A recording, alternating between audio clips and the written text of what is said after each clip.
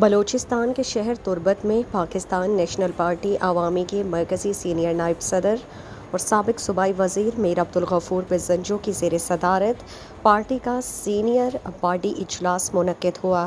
اجلاس میں پارٹی کے مرکزی رہنما سید تیمور شاہ نے کارکنوں کو بلدیاتی انتخابات اور طریقہ کار کے حوالے سے ٹیکنیکل معاملات پر بریفنگ دی۔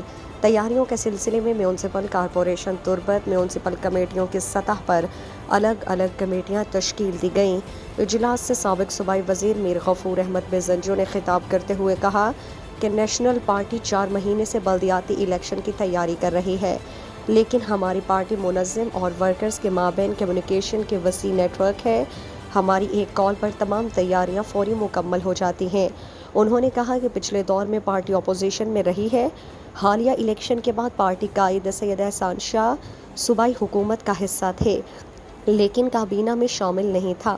ابھی 4 مہینے سے کابینہ میں شامل ہیں۔ لوگ روزگار اور ترقیاتی کاموں کے حوالے سے بہتر نتائج دیکھ رہے ہیں۔